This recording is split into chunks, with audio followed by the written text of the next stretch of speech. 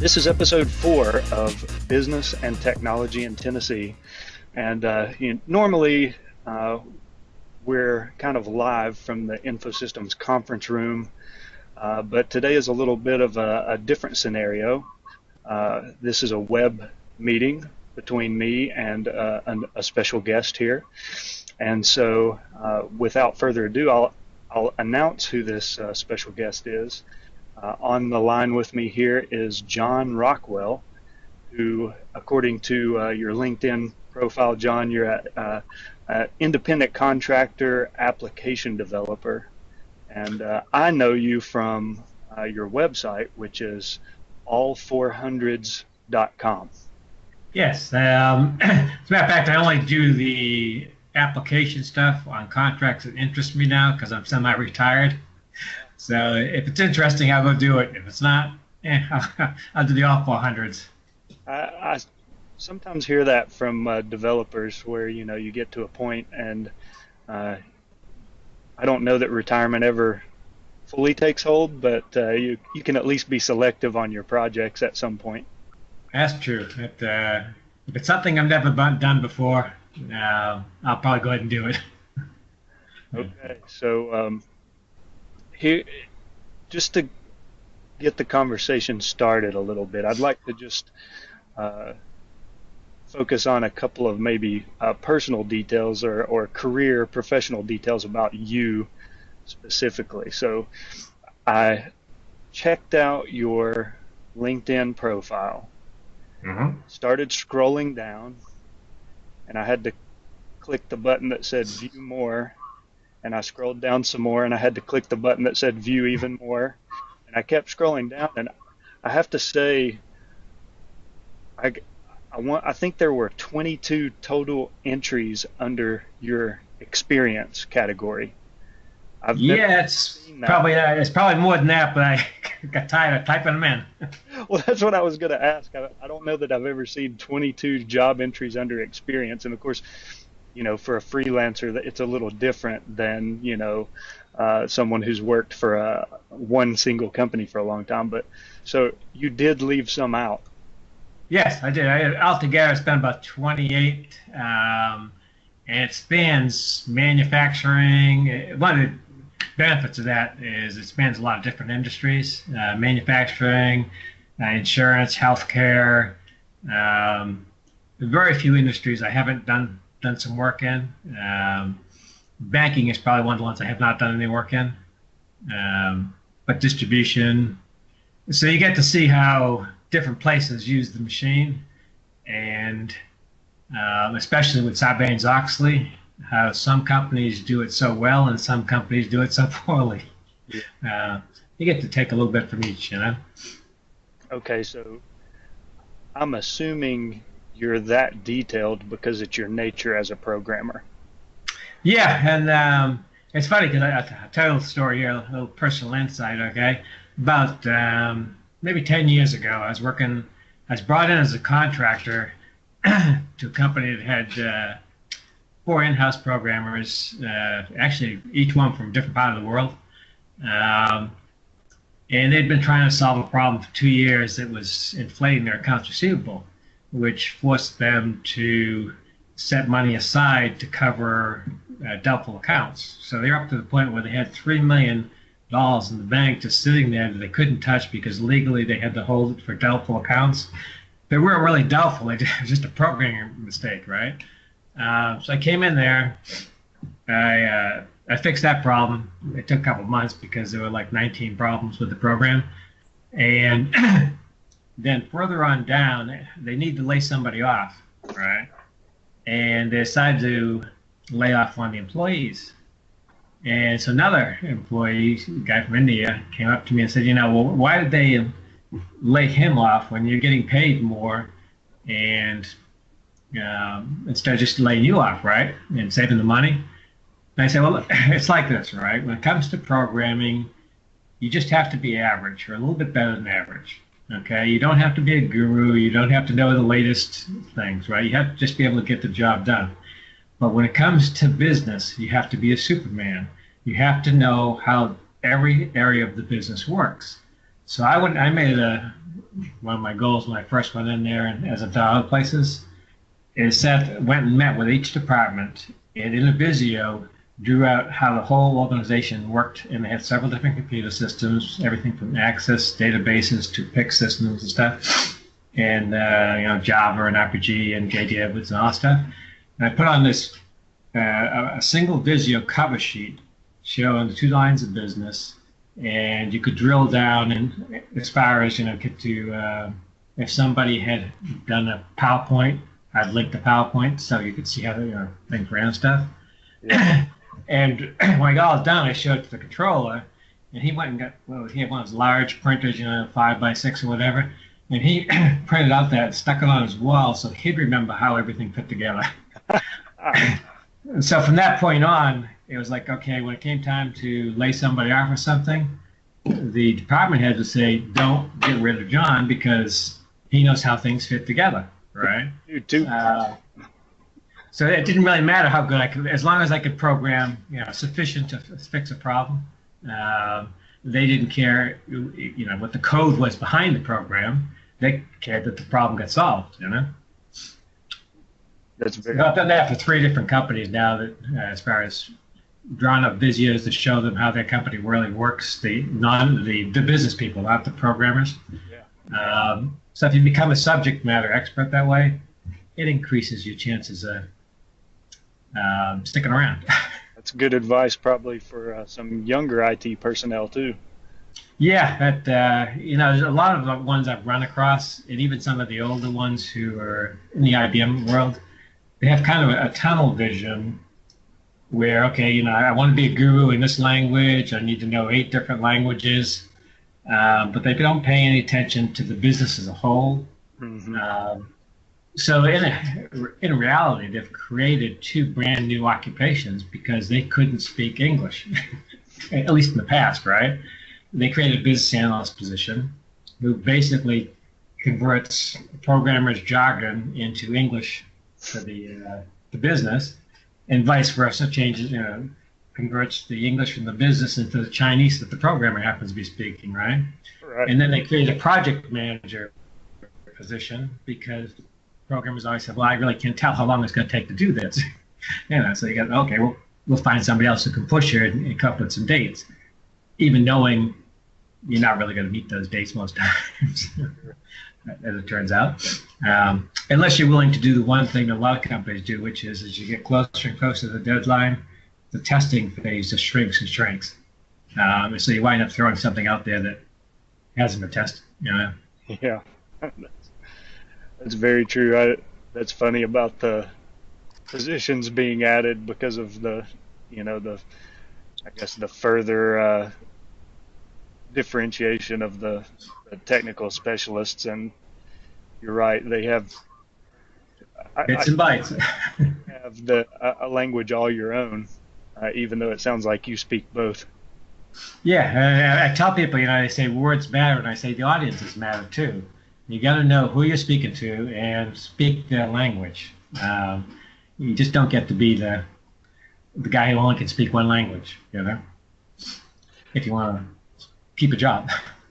Let's talk quickly about your website. Yeah, I mentioned in the introduction that you have a website called all400s.com.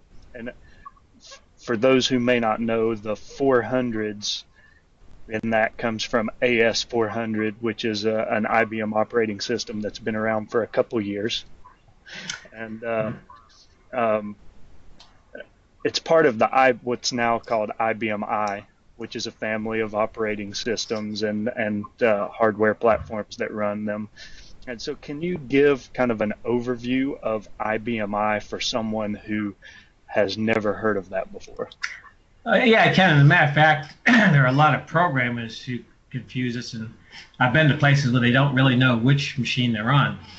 And it works like this, okay? Back in, let me call up a little thing here because I finally drew a chart and started sending it to people who were confusing the thing. Let me just call this up for a second, okay? Sure. If you can still see me, I'm not sure if you can or not. But in 1988, AS400 came out. the AS stood for Application System /400. It had an operating system called OS 400. In 1994, sales were going down, so IBM renamed it, kept the AS 400, but said it stands for Advanced Series 400 now. Still had the same operating system, OS 400.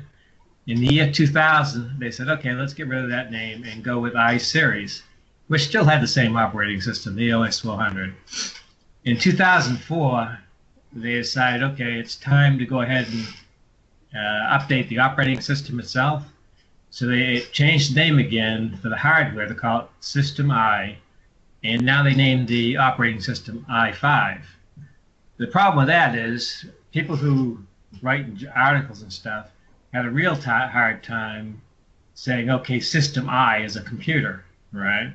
Yeah. So since IBM chose such a bad name, people started referring to it by its operating system name, i5, which causes a lot of confusion, right? When 4 years later, they came out with the IBM I, right, which is the operating system, okay? The hardware is the power systems, okay? So you have power systems hardware running the IBM i4 power systems as the operating system.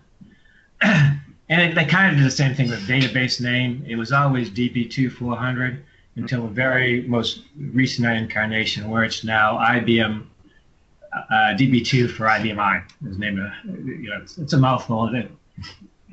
Nobody's going to use it. Correctly, there's really only been 2 operating systems. 3: OS 400, i5, and then the IBM I for the power systems. Okay. And yeah, so I mean, I think a lot of people get confused because, there's so many different names that go into this whole IBM I. Right, and that's software. I've heard of AS400 because, I guess back in the day that was so ubiquitous that, you at least heard of that. But, once it started. It's all bundled together. The AS400 was actually the name of the hardware, OS 400 being the operating system. So if you take the 2 columns, you've got the hardware system and the operating system being written in code, right? Mm-hmm. Hardware being bare metal.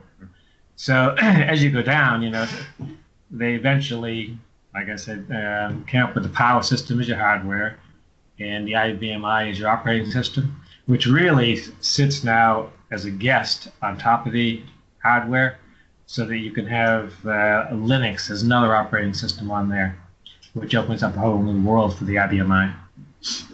Yeah, so now you've got Linux on power and IBM I, the separate operating system sitting there, and I imagine they could put a Windows operating system on there if they decide they wanted to do it, or if they may have already done it, But underneath that, you got kind of a supervisor, a hypervisor, saying, okay, this is the one that's being used, or that's the one that's being used, So, quickly, and I know this is spelled out in detail on your website, but just kind of a real short overview, I would say like elevator pitch style overview of what is all400s.com? What's the purpose of your website?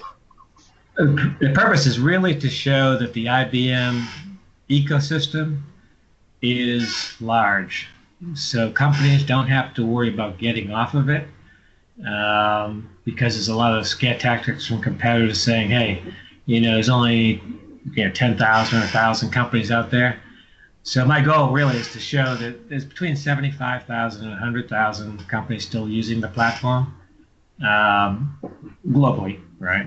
I'm documenting most in the United States right now. I want to show the companies you don't have to get off it. And I've done it myself twice, convinced companies they don't have to leave because other companies in their industries were still using it. And I said, why spend your money, your budget, changing operating systems and computers when your competitors are going to spend that same money on marketing and get your market share? So stay there and go spend your budget on marketing, right? And I just had somebody else call me with another company, and they wanted to make the same argument to keep them on the machine. So basically, it's to show the companies, give them visibility to who else is on this in their industry and other industries who's using it. There's at least a couple hundred Fortune 500 companies. Hmm. Is to give programmers visibility to the companies that are using it, so if they need a job, there's a place on the website that they can register and stuff, and companies can find them, and HR departments can find them, and they can find companies in their neighborhood they might not have known about, and see if they're on their websites if there are openings, right? And it's also, in order to thrive, the ecosystem needs ISVs, right? So it's to show them places, hey, these are the places they're using the platform. If you, there may be some you don't know about, and if you haven't tried to sell your product to them or show them you have a newer version of a product where the old company that used to provide that product is moving away from the machine, you can get a better version cheaper under a new name, new company, right? So basically, it's visibility, making the companies, the ISVs, and the programmers and system administrators all being able to see how big the ecosystem really is.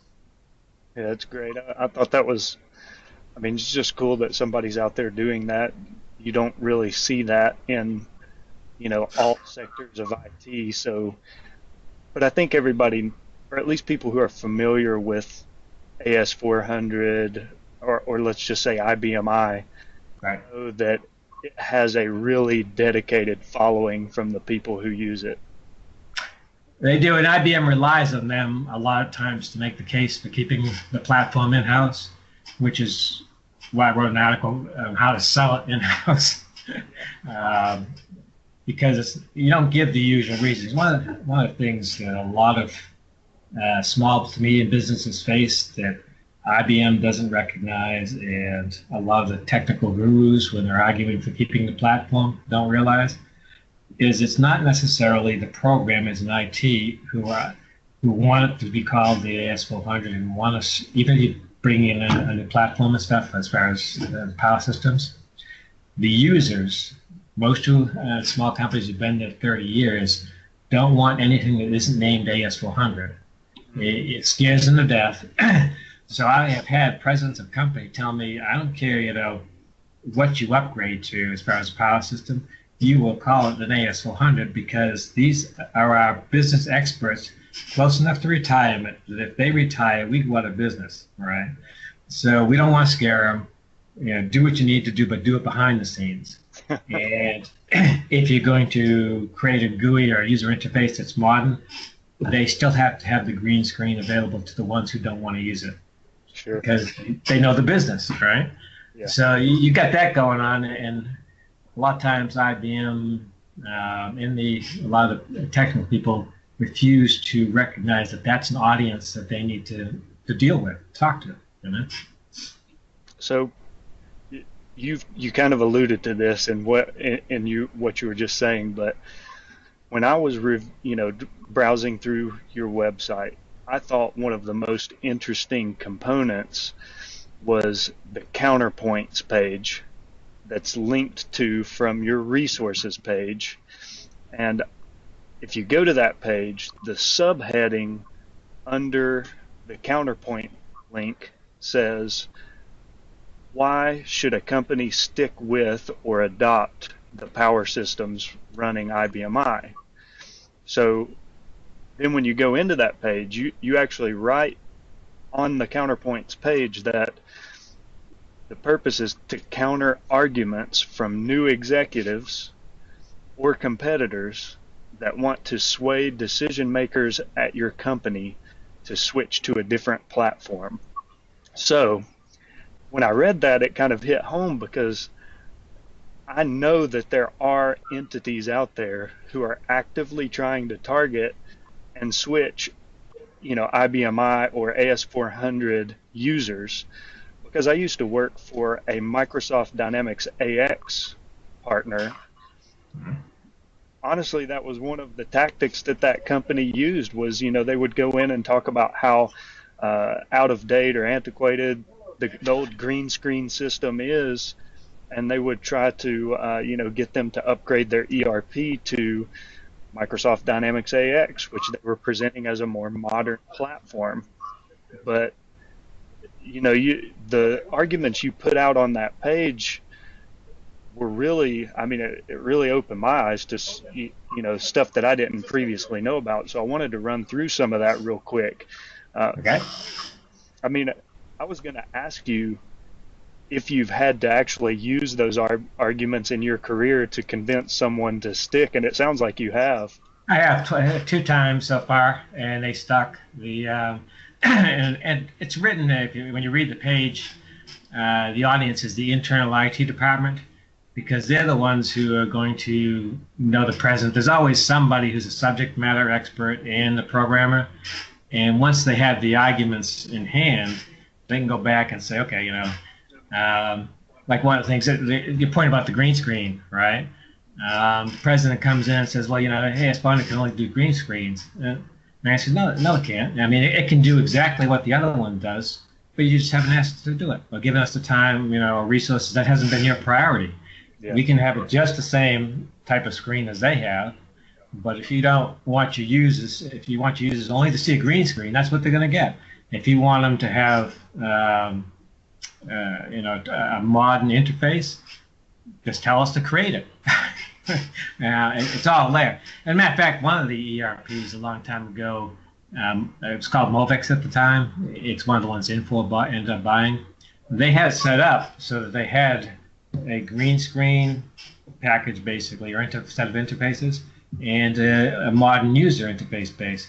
And by user profile by profile, you'd switch, and the young people, you'd say, okay, do you want the modern interface? They'd say yes. They'd flip it. And when they started using the ERP system, they got all the windows and stuff. And the older people, do you want to use the green screen? Yep. Okay, you flip it on. You're going to get green screen for the exact same applications, right? Yeah. Which is probably the ideal way of doing it for small companies who don't want to lose people who've been around for a while, but they also want to bring in new people who can get up to speed on what the business actually does, Yeah. So how is the modern interface actually accomplished on those older systems? Well, you can do it. There's several companies. I mean, Profile and Logic is one of the main ones right now. They've hired a lot of the really good programmers in the RPG world. People like Scott Clement and people like that. There's Presto. There's 3 or 4 products that they're add-ons. IBM still has not set it up so by natively you can say, okay, this user profile show the exact same code as a Windows thing, right? Or when you create the display file for the application, they don't have a thing that says, okay, convert it into HTML at the same time so it can be read through a browser. And that's really the sticking point. I mean, you have to have the add-on program to do that. Or if you go the other route and say, okay, we want to switch to a virtual environment that's got Linux on it, we can go over there, use PHP, and you can use all your modern languages, anything you can probably think of, Python, Ruby on Rails, they all run in Linux. So we can basically create a mirror of the system that's all, you don't have to get any new hardware, right? You're just doing new open source type coding, and we can do it that way, If you got the old 5250 terminals, you probably got to get rid of them, get your laptop or something, but Yeah. other than that, there's no cost as far as hardware goes. Sure. So now I know the main focus of that section of your website was to present counterpoints to arguments for getting rid of or moving away from IBMI. Right. I'm sure there are also arguments for what are the advantages of IBMI over other systems. So can you share some of that? What are some of the just inherent clear-cut advantages of IBMI? Well, right off the bat, you get 2, security and stability. Security, if it's set up right, okay, it's pretty much hacker-proof. Mm-hmm. And I've sat there and watched people try to, when we had tools on the system, watch them try to hack in there and they're trying to figure out what type of system they're on, and it's always they're trying to do Linux or Unix and stuff to get to the root administrator and stuff. And when they find out that they're on IBM which is written in EPSIDEC as opposed to ASCII, which a little technical there, jargon from it, it's a code set that they're not familiar with at all. All right, so there's that, and plus there's between the operating system and the machine itself, IBM has a coding language that it keeps secret. So hackers basically wouldn't understand. It looks like gibberish to them. There's no book that says, okay, this is IBM secret coding language at the machine level. Whereas, 12 to 15 minutes, you can get into pretty much any Microsoft system. Yeah. So you got security, you got the stability. There's very little downtime. I mean, there was a case where a security guy shot one of the machines two times and still ran, right? So you got the stability. The fact that it can support multiple environments and stuff. It's kind of like its own little cloud. You can keep on premises or something. Mm-hmm. And it's got the processors that are also being used in Watson. Okay, so as they develop these, Watson gets developed, and they have APIs which you can call Watson for certain tasks and stuff. Mm-hmm. You've got that connection. So if you're thinking, okay, you can only do green screen, but wait a minute, you can also talk to Watson and do all these things, cognitive computing and stuff. It's not legacy. It's something new, So that's kind of how I'd make the argument for it. That's good. I mean, I've always heard about obviously how secure and how, I guess, long-standing the technology is. I mean, I'm sure any AS400 IBM guy probably has some stories about, how bulletproof the machines are. But one story I heard from some people, here at InfoSystems, were that there was a company who, I don't know if they were performing an upgrade or what was happening, but they couldn't find their power server. Like, it had just been running for a decade and they didn't even know where it was anymore. And, they were searching closets, they were searching office space, and finally a guy says, well, we remodeled this, certain room 8 or so years ago, and it turns out they had walled in the server. I have similar a story like that. We had two AS400s. One they knew where it was, and one they only ran a specific set of applications off of, and that one needed to have some kind of upgrade to be fixed. And since I had been there, nobody had ever needed to go find out where that computer was. And now that we needed to do it, we're looking all over the building, and we finally found it in a closet, and it was just running. And so we made a note, okay, this is where this machine is for now, But yeah, you lose track of them because the uptime is so good, So tell me about, I know the RPG language is probably not as widely used anymore as some of the other ones you mentioned, PHP, Ruby, Python, things like that. So is there still a demand for RPG programmers? And what's the difference between running RPG on your IBM versus some of those other programming languages? Well, there's still a demand out there because there are millions of lines of code written in it. And even if these programmers like myself who are semi-retired, somebody's got to be there if the government comes in. I'll give you a good example. Last place I was at, U.S. Customs, $3 trillion worth of goods per year, import and export. And this was a third-party brokerage. They came up with some new requirements. They were going to basically redo their whole EDI system for U.S. Customs. And it wasn't the typical EDI systems. It was a U.S. Customs specific EDI system. And so somebody had to, since everything was in RPG, the company couldn't afford to buy a new a cloud system or something. So it needed RPG programmers to come in and modify the code to this whole new system, right? a lot of the U.S. government, the IRS, Department of the Army, they all use basically IBM AS400s or bigger, the Z systems. So they all, the RPG are in there. The Fortune 500 companies, I told you, it's like 200 at least that I've identified that use it. Walmart, they use it. Toys R Us, a lot of.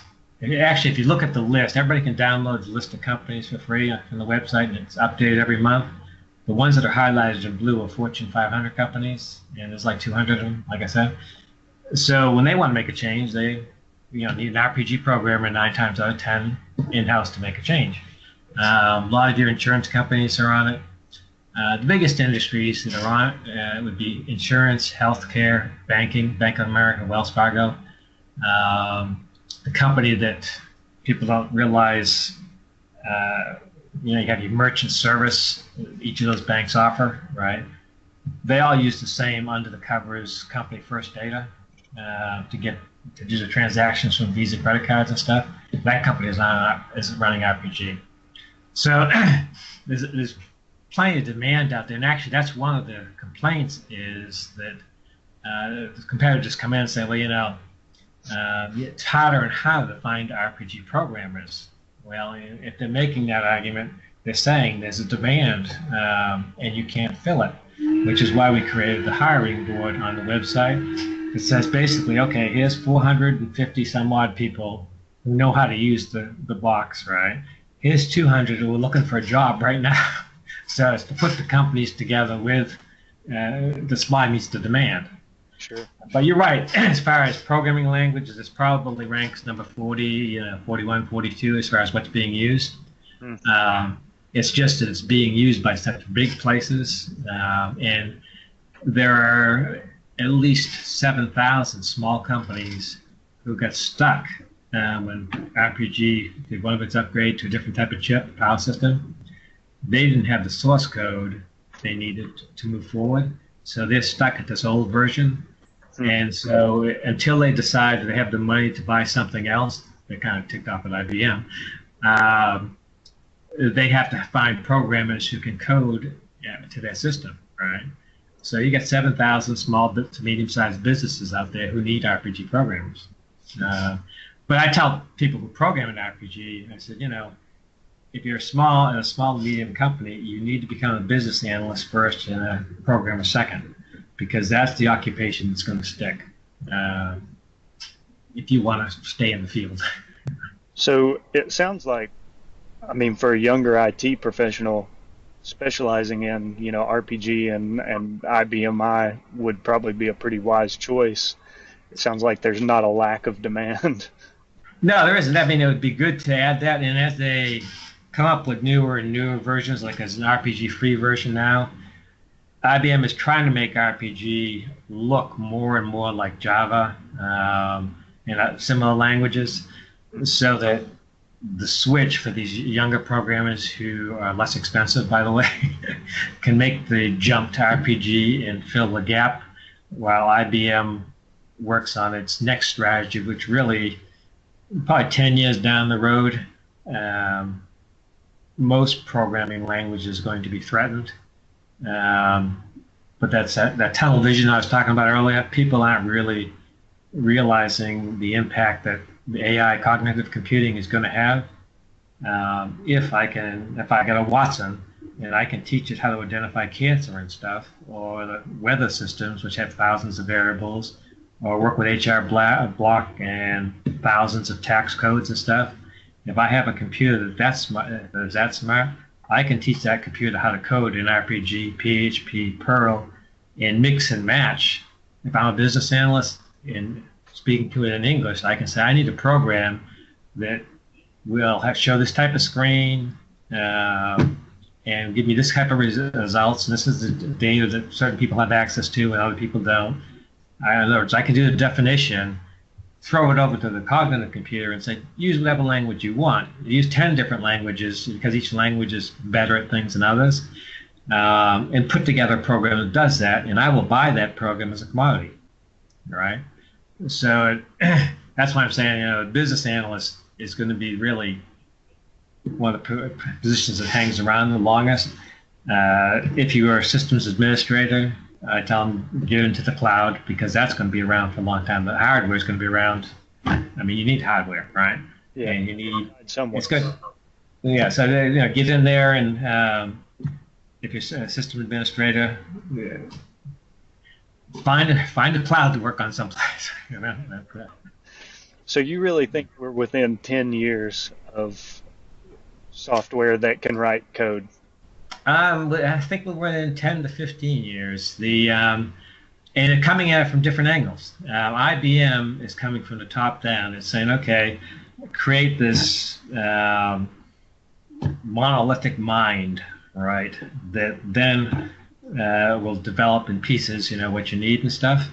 Whereas Infor, which has what they call Coleman as their AI, and everybody gives them a name, right? Yeah. They're saying right now, okay, you can go to and they're using Amazon for it, even though Infor is basically an IBM ISV. Say, give me a P&L, give me, run my accounts payable or something, okay? They're taking what the AI can already do, the simplistic things, in English language version things, commands, giving what they want. And so you got that, them coming from one direction, and you got IBM coming for the other. And so you got to make a bet. I mean, Oracle, they're doing some things too, and so SAP. But between Infor and Watson, as you add more databases, I'll give you a good example of what will happen, okay?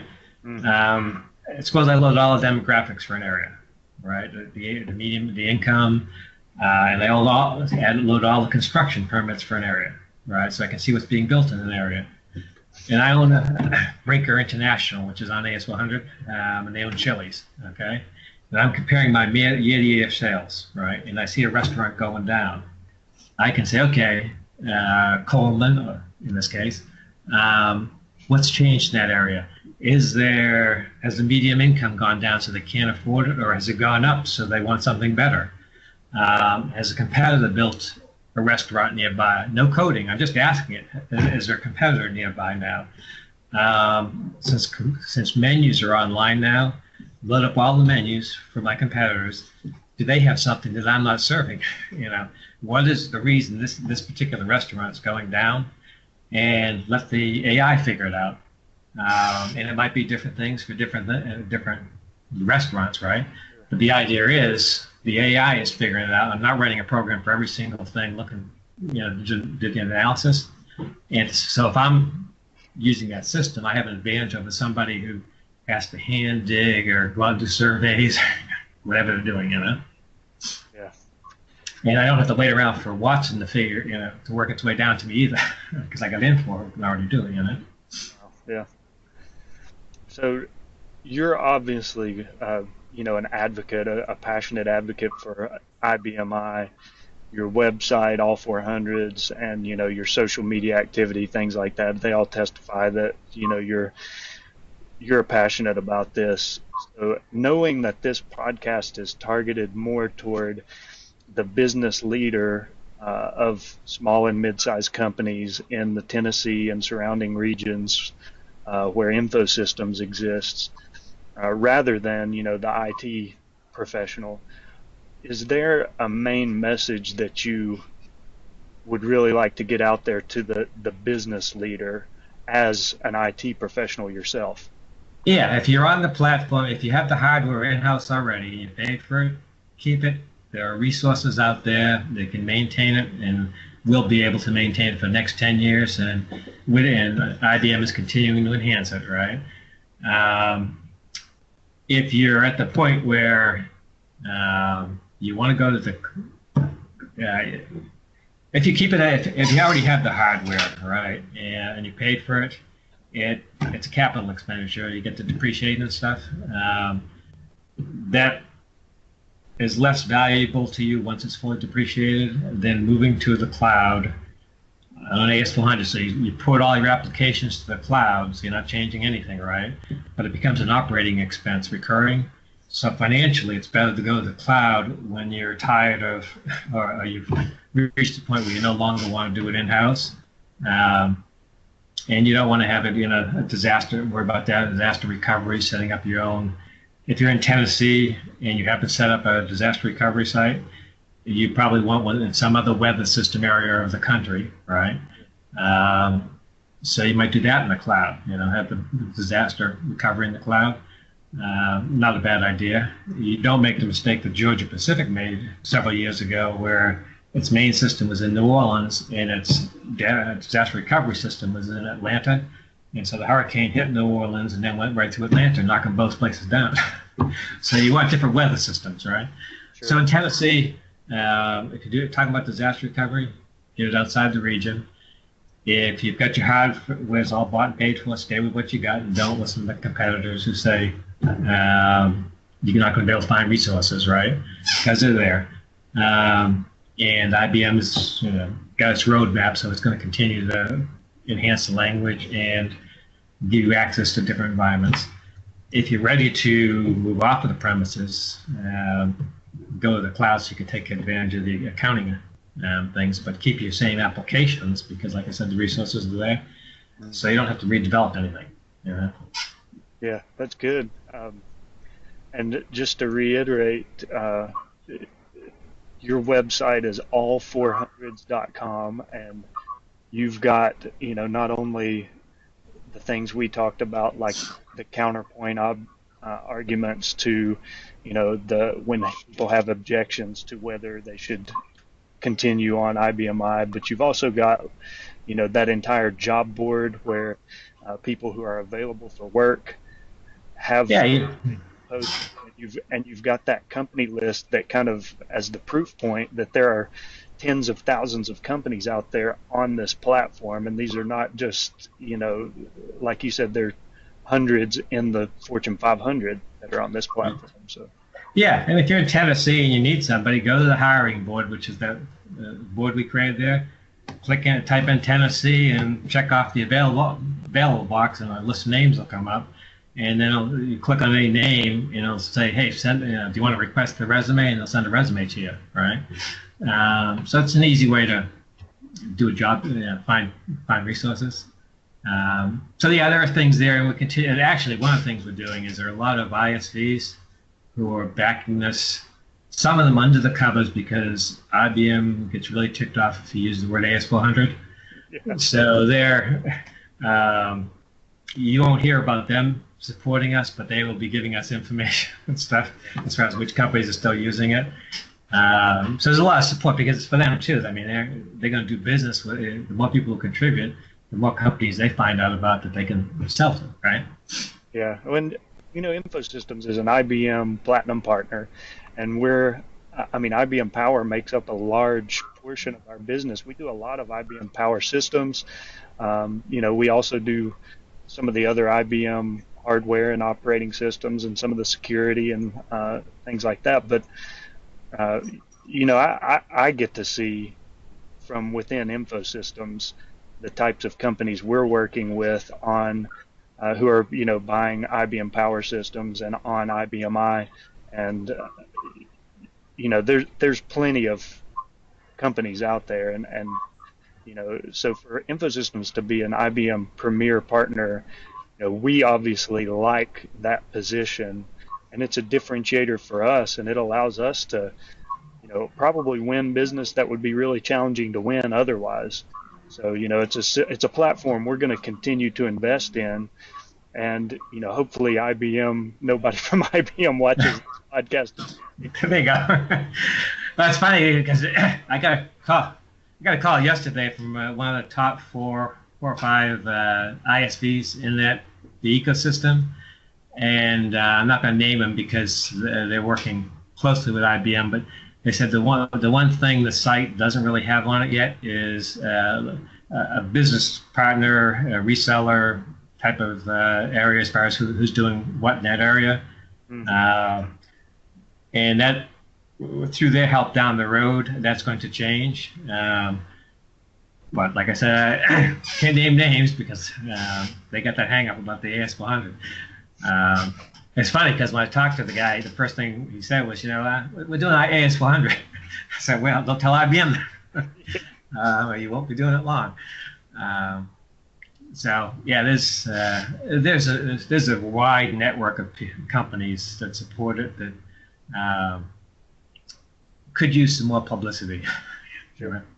Well, I'm doing my best from my position as marketing director here to change that. I'm definitely putting IBMI front and center out there at everything we do because it is such an important part of our business. Even though we do a whole lot of other things, and we're not known not only as IBM, but all of the other things we do in our community for small and mid-size and even enterprise level businesses. But this was a great conversation. I think we can leave it at that. I'll post a blog version of this podcast on our website, and I'll link to all400s.com, so it'll be really easy for people who view or listen to this podcast to jump over there and check out your site. But thank you so much for joining today, and any last comments? Well, anybody wants to help out, there's over 500 people, and I won't name names, but they're helping expand that list. So feel free to get in touch with me. There's links to the email addresses on the site and stuff. If you want to help either officially or unofficially. So we can get the goal is to get, like I said, 75,000 companies confirmed is still using the platform right now. So that's what we're shooting for. Great. Thank you so much, John. Well, thanks for setting this up. Appreciate it.